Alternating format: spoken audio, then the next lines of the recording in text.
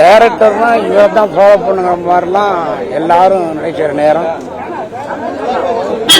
நான் 4 சீன் நடிக்கலாம்னு வந்தேன் தமிழ்நாட்டுக்கு.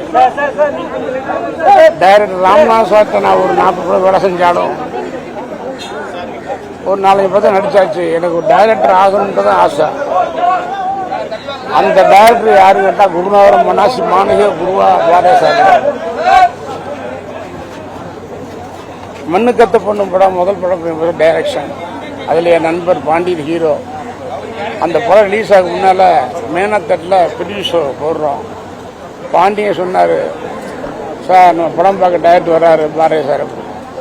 எனக்கு அவ்வளோ சந்தோஷம். ஏன்னா எல்லாமே தெனாமட்டு இல்லை. நான் சினிமாவுக்கு ஒரு காரணமாக நான் என் தெய்வம் காரைக்குடி நாராயணன் இருக்காரு. அவர் ஆஃபீஸ் கீழே டைரக்டர் பாரே சார் ஆஃபீஸுக்கு மேலே. அப்போ வந்து பழக்கம் பாரே சார்ட்ட நான் சான்ஸே கேட்டுக்கேன், கண்டு சீன் வாய்ப்பு கொடுங்க அப்படின்னு.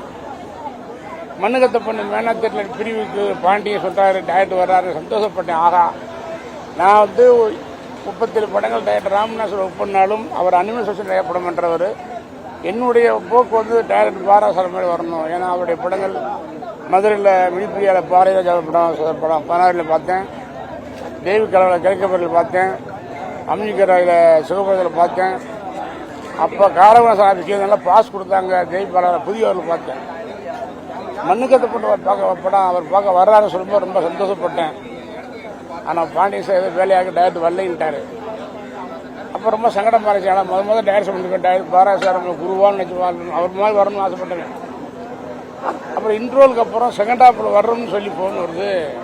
செகண்ட் ஹாஃப் மட்டும்தான் பார்த்தேன். மண்ணுக்கத்தை பொண்ணு என்னுடைய முதல் படம் டைரக்ஷனாக செகண்ட் ஹாஃப் மட்டும்தான் டைரக்டர் பார்த்தேன். பார்த்துட்டு வெளியே வந்தாலும் பாண்டியன் கை கொடுத்தார். நல்லா இருக்கு பண்ணி. ஏன் டைரக்டர் சார்? நான் தான் டைரக்டர். பேர் ராமராஜன். யார்கிட்ட ஒர்க் பண்ணுன்னு கேட்டார். ராம்நாத் சார்ட்ட அப்படின்னு. ஷாக் ஆகிட்டார். ராம்நாத் சார்ட்ட ஒர்க் பண்ணியா அப்படின்ட்டு அப்படியே பார்த்துட்டு, நீ என்ன பண்ணுற, நாளைக்கு காலை பிரசாத் வீட்டுக்கு வாடினார். அங்கே இளையர் ராஜான ரெக்கார்டிங் தேட்டர் பிரசாத் வீட்டுக்கு போனேன். 5000 கையில் கொடுத்து என் சொந்த படத்தை டைரக்ஷன் பண்ணி சொன்னார்.